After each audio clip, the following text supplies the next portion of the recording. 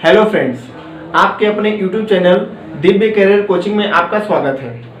तो चलिए दोस्तों, आज शुरू करते हैं आज का क्लास और कुछ नया सीखते हैं। इंटरमीडिएट क्लास के जो बच्चे हमारा वीडियो देख रहे हैं वे बिल्कुल आप अपने कॉपी पर नोट्स बना के चलें, और इंटर के जितने भी छात्र छात्राएं हैं वे बिल्कुल ही ध्यान लगाकर, मन चित लगाकर इस भारत की लॉकडाउन की स्थिति में घर बैठकर अच्छे से पढ़ाई करें। तो चलिए शुरू करते हैं आज का टेंस।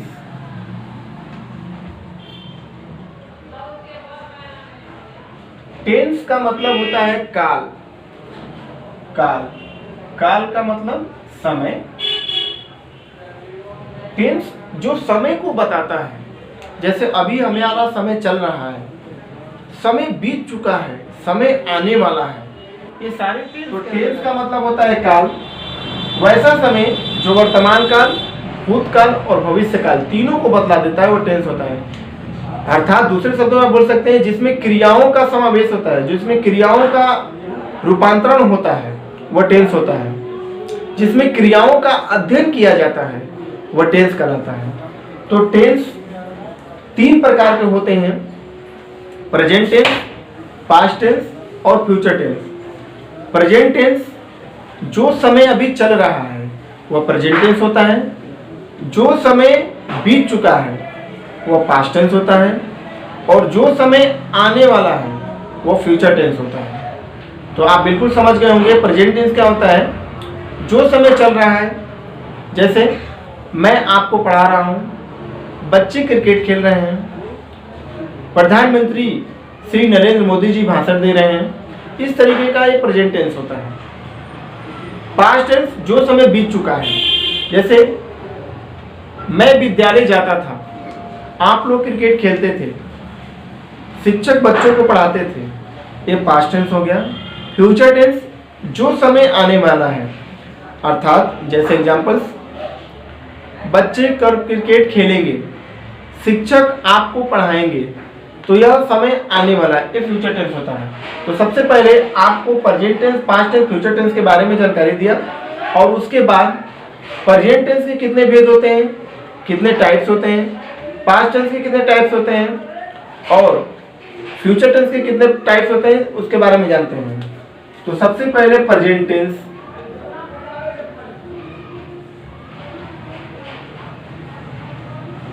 प्रेजेंट टेंस का मतलब होता है वर्तमान काल। प्रेजेंट टेंस के चार प्रकार होते हैं। First, four kinds, there are 4 types of present tense. तो फर्स्ट होते हैं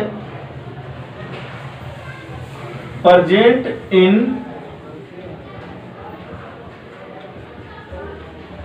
definite tense.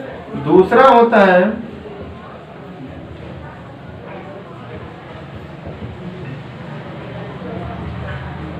Present continuous tense.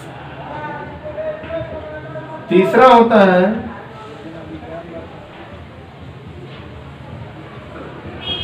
Present perfect tense. चौथा होता है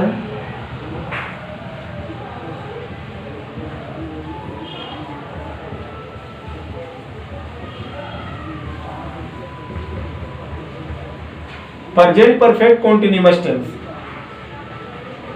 प्रेजेंट कॉन्टिन्यूअस टेंस को प्रेजेंट इम्परफेक्ट टेंस भी बोलते हैं।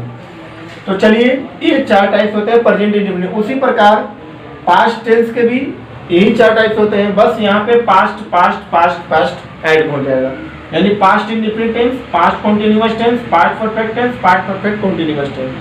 उसी प्रकार फ्यूचर टेंस के भी होते हैं, future indefinite tense, future continuous tense, future perfect tense और फ्यूचर परफेक्ट कॉन्टिन्यूअस। आप इसको देख सकते हैं। दूसरा होता है पास्ट टेंस। बस आपको कुछ भी नहीं करना है, past indefinite tense, past continuous tense, past perfect tense और पास्ट परफेक्ट कॉन्टिन्यूअस टेंस। ये चार हो गए पास्ट टेंस के। फ्यूचर टेंस के भी चार होते हैं। Future, future indefinite tense, future continuous tense, future perfect tense और future perfect continuous tense. Present tense, past tense, future tense, तीनों के 4 टाइप्स होते हैं, 4 प्रकार होते हैं। और इन 12 टेंस यानी 4 3 12 टेंस के बारे में हम अध्ययन करेंगे स्टेप बाय स्टेप। तो सबसे पहले शुरू करते हैं present indefinite tense.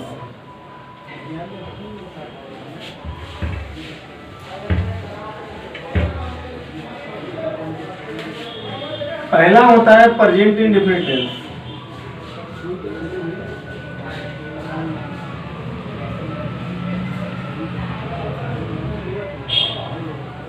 Present indefinite tense की पहचान क्या होती है, इसको जानना बेहद जरूरी है।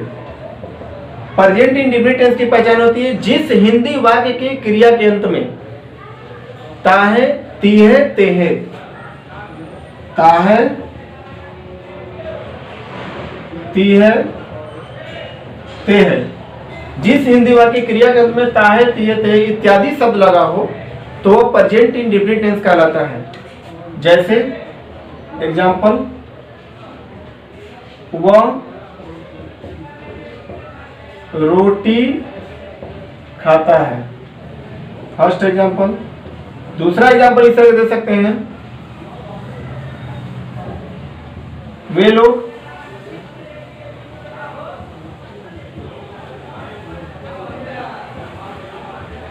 क्रिकेट खेलते हैं, वे लोग क्रिकेट खेलते हैं। इस तरीके से आप देख सकते हैं कि इसके अंत में ताहे लगा है, इसके अंत में तेहे लगा है। तो जिस हिंदी वाक्य क्रिया के अंत में ताहे, तीहे, तेहे इत्यादि शब्द लगा हो, इत्यादि शब्द लगा हो तो वह प्रेजेंट इंडेफिनिट टेंस कहलाता है। प्रेजेंट इंडेफिनिट टेंस को समझने के लिए इसमें 6 चरणों से होकर गुजरना पड़ता है। Affirmative sentence, negative sentence, interrogative sentence, interrogative sentence का negative sentence, interrogative sentence B, interrogative sentence B का नेगेटिव सेंटेंस। तो शुरू करते हैं सबसे पहले अफर्मेटिव सेंटेंस।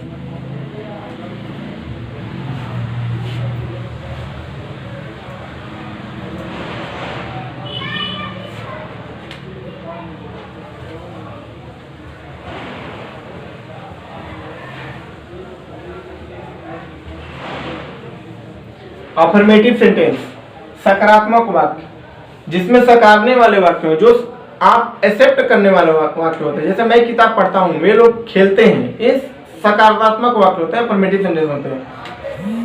इसके रूल होते हैं सब्जेक्ट प्लस V1 या V5 plus object, subject plus V1 या V5 प्लस ऑब्जेक्ट। V1 अर्थात वर्ब का पहला रूप, V5 का मतलब वर्ब का 5वां रूप। तो V1 और V5 किसके किसके साथ लगता है, शुरू करते हैं, इसको सीखते हैं। V1 का मतलब होता है V1 अर्थात वर्ब का पहला रूप जो लगता है I, V, U और दे के साथ। I, V, U, दे के साथ V1 लगता है, वर्ब का पहला रूप लगता है। V5 जो लगता है he, she, it या कोई नाम हो तो V5 लग जाता है। बस यही इस रूल से आपका अफर्मेटिव सेंटेंस का बन जाता है। तो चलिए जैसे एग्जांपल्स इसको लेकर चलते हैं।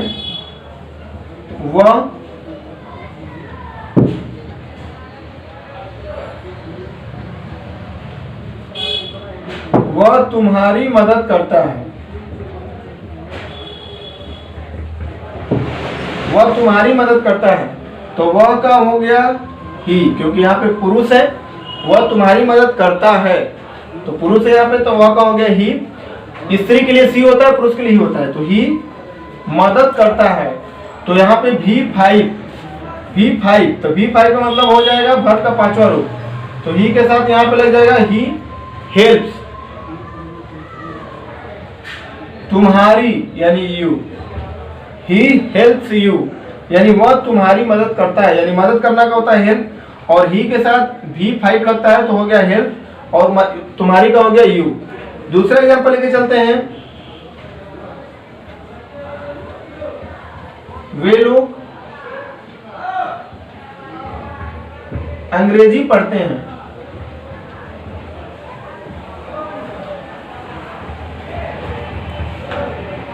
तो हो जाएगा दे रीड इंग्लिश,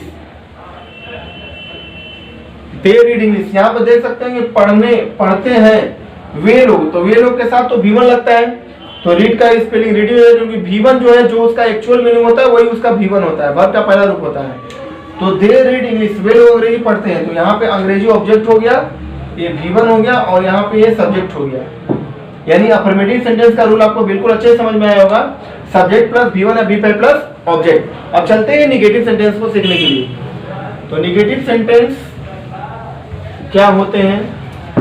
नकारात्मक वाक्य, यानी जिसमें वाक्य को नकार दिया जाए, वह निगेटिव सेंटेंस होते हैं। निगेटिव सेंटेंस जिसमें नहीं शब्द लगा हो, वाक्य के बीच में, इसकी पहचान यही है कि वाक्य के बीच में नहीं शब्द लगा होगा तो वह निगेटिव सेंटेंस होता है। इसका रूल क्या होते हैं? सब्जेक्ट प्लस डू या does plus not plus V1 plus object. यानी आप इसको दूसरे तरीके से ऐसे भी लिख सकते हैं, सब्जेक्ट प्लस डोंट या डजंट, यानी नॉट जो है इसी में इंक्लूड हो जाएगा। बहुत सिंपल है, very simple. Subject plus don't या doesn't plus V1 plus subject. Example लेके चलते हैं। सीता किताब नहीं पढ़ती है। सीता किताब नहीं पढ़ती है, तो यहाँ सीता का सीता हो जाएगा नाम, उसके बाद यहाँ पर देख सकते हैं। लेकिन उससे पहले, इस एग्जांपल से पहले मैं आपको बता देता हूं कि डू या डज किसके साथ लगेगा। इसको नोट कर लीजिएगा, कॉपी पे नोट करते जाइएगा ताकि सीखने में आसानी होगी। आई, वी, यू और दे रहेगा तो उसके साथ डू का प्रयोग करेंगे हम, और ही, सी, इट, ही, सी, इट या कोई नाम होगा तो हम डज का प्रयोग करते हैं। आई, वी, यू दे के साथ डू और ही, सी, इट या नाम के साथ डज का प्रयोग कर सकते हैं। अब इसके एग्जांपल देख सकते हैं। वह क्रिकेट नहीं खेलता है।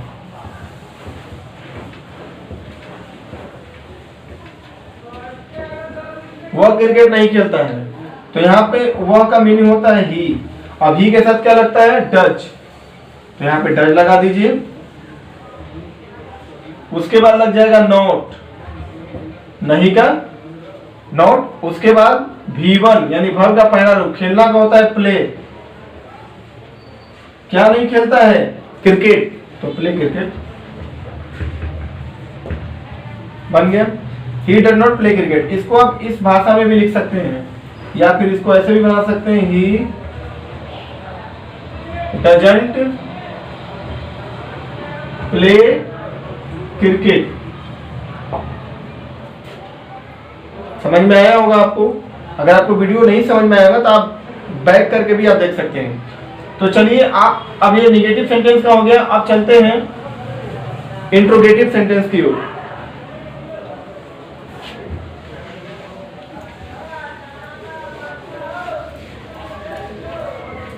निगेटिव सेंटेंस के बाद इंट्रोगेटिव सेंटेंस।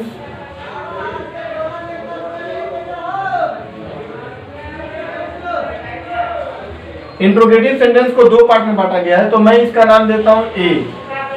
एक इंट्रोगेटिव सेंटेंस बी भी होता है, जिसके वाक्य के बीच में, इंट्रोगेटिव सेंटेंस में वाक्य के शुरू में क्या शब्द लगा होता है, जबकि इंट्रोगेटिव सेंटेंस बी के वाक्य के बीच में क्या, क्यों, कहां, कैसे इत्यादि सब लगा होते हैं। तो इंट्रोगेटिव सेंटेंस ए का पहचान क्या है कि वाक्य के शुरू में क्या शब्द लगा होता है। इसके रूल क्या होते हैं? शुरू में आ जाएगा डू या does plus subject plus V1 plus object, यानी शुरू में डू या डज, उसके बाद सब्जेक्ट, उसके बाद वर्ब का पहला रूप V1 प्लस ऑब्जेक्ट, और लास्ट में होता है प्रश्नवाचक चिन्ह यानी क्वेश्चन मार्क। ये नियम, ये रूल्स आपको याद रखने हैं। डू या does plus subject plus V1 plus subject और लास्ट में क्वेश्चन मार्क का होना बेहद जरूरी है। डू या डज किसके साथ लगता है? अभी मैंने आपको बताया था कि आई वी यू दे के साथ डू लगता है, ही सी इट या नाम के साथ डज लगता है। एग्जाम्पल्स इसका लेके चलते हैं, जैसे क्या वह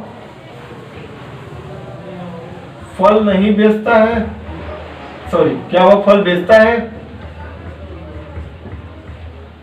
क्या लग गया शुरू में, तो सब्जेक्ट को आप देखेंगे सबसे पहले।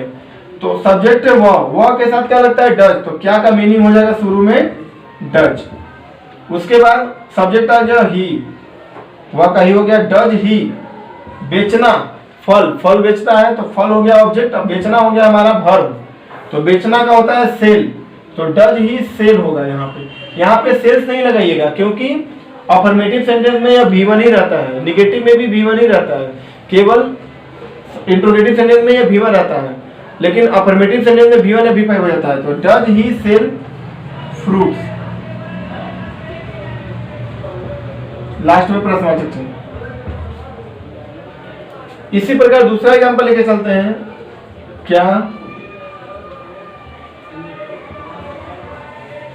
क्या तुम लोग क्रिकेट खेलते हो? तो तुम लोग है, तो यहाँ पे यू हो गया, तुम लोग का यू के साथ क्या लगता है? डू। तो do you play cricket, last में प्रश्न चिन्ह। इंट्रोगेटिव सेंटेंस ए में निगेटिव भी आता है, तो इस निगेटिव में भी कुछ नहीं करना होता है। और इंट्रोगेटिव सेंटेंस ए का अगर निगेटिव सेंटेंस की बात किया जाए, ध्यान से देखिए वीडियो, इसका रूल हो जाएगा डू या does plus subject plus not plus V1 plus object plus प्रश्न चिन्ह। या में आप इसको ऐसे भी लिख सकते हैं, डोंट या डजंट, नॉट इसी में इंक्लूड हो जाएगा। डोंट या doesn't plus subject plus V1 plus object, last में प्रश्नवाचक चिन्ह यानी क्वेश्चन मार्क। इसका एग्जांपल लेके चलते हैं, एक क्या तुम दूध नहीं पीते हो? यहां ध्यान देखिए, नहीं शब्द भी आ गया और शुरू में क्या शब्द भी आ गया। इसका मतलब है इंट्रोगेटिव सेंटेंस ए का निगेटिव सेंटेंस का वाक्य है। तो तुम के साथ लगता है डू, यानी तुम का हो गया यू, तो यहाँ पे क्या का मीनिंग हो जाएगा? डू। उसके बाद यू, डू यू, यहाँ पे देखिए नियम, डू सब्जेक्ट आ गया, यू, उसके बाद नॉट, नहीं का हो जाएगा नॉट। उसके बाद V1, पीना का हो गया ड्रिंक, क्या नहीं पीता है? दूध, तो milk. Do you not drink milk, या फिर इस नियम से भी बना सकते हैं डोंट यू ड्रिंक मिल्क, ऐसे भी बन सकता है डोंट यू ड्रिंक मिल्क। तो ये रहा इंट्रोगेटिव सेंटेंस ए का निगेटिव। अब चलते ही इंट्रोगेटिव सेंटेंस बी।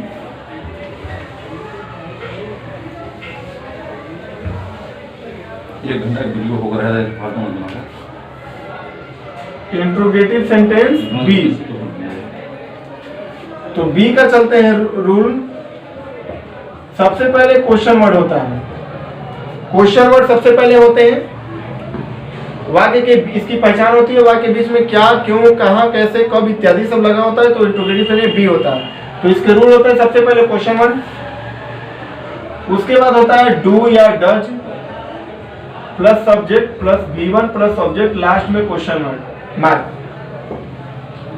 ये क्वेश्चन वर्ड का मीनिंग होता है जो वाक्य के बीच में क्या, क्यों, कहां, कैसे का मीनिंग है वो सबसे पहले आएगा। फॉर दिस एग्जाम्पल, वह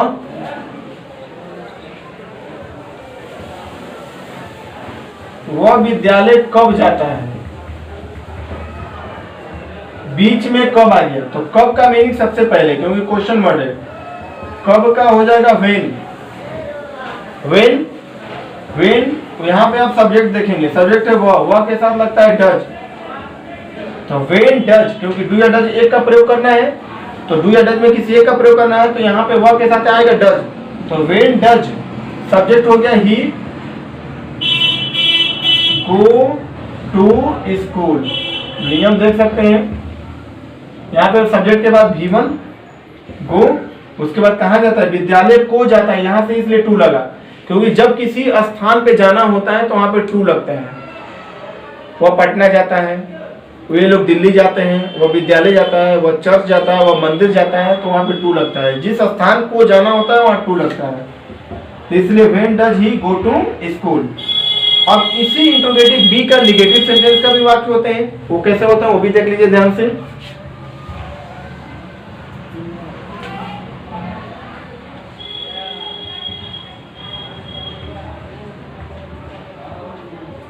निगेटिव सेंटेंस के जो रूल होते हैं, क्वेश्चन वर्ड डू या does plus subject, subject plus not plus V1 plus subject, last में क्वेश्चन मार्क। इसको ऐसे भी लिख सकते हैं, क्वेश्चन वर्ड डोंट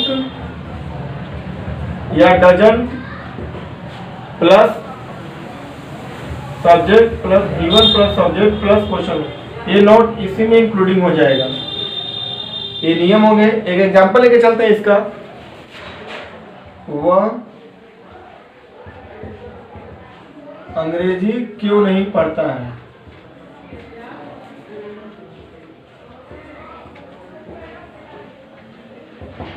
वह अंग्रेजी क्यों नहीं पढ़ता है, तो क्यों का मीनिंग हो जाएगा वाई, क्योंकि सबसे पहले क्वेश्चन वर्ड लगाना जरूरी है। उसके बाद वह के साथ का लगता है डज, तो वाई डज। उसके बाद सब्जेक्ट है ही, वाई डज ही। उसके बाद नहीं का मीनिंग हो जाएगा नॉट। उसके बाद V1 पढ़ना का read, why does he not read, क्या नहीं पढ़ता है, इंग्लिश, यानी इंग्लिश। तो इस तरीके से बन गया। यानी अफर्मेटिव पर्यायी इंडिपेंडेंस में हमें आपने सीखा affirmative sentence, negative sentence, interrogative sentence A. Interrogative sentence A का नेगेटिव भी कैसे बनता है, इंट्रोगेटिव सेंटेंस बी और इंट्रोगेटिव सेंटेंस बी का नेगेटिव कैसे बनता है। तो इस तरीके से आपने यह टेंस का प्रेजेंट इंडेफिनिट टेंस के बारे में सीखा। तो दोस्तों, अंग्रेजी का क्लास लगातार यूं ही चलता रहेगा। बने रहिए मेरे YouTube channel Divya career coaching के साथ। और आज के लिए क्लास इतना ही तक रहने देते हैं। आपका बहुत बहुत धन्यवाद। आपको ये वीडियो कैसा लगा आप मुझे ज़रूर बताइएगा। और हाँ, इस चैनल को लाइक, शेयर और सब्सक्राइब ज़रूर करें और घंटी का बटन ज़रूर दबाएं ताकि आपको नए अपडेट्स आपको मिलते रहें। Thank you for watching.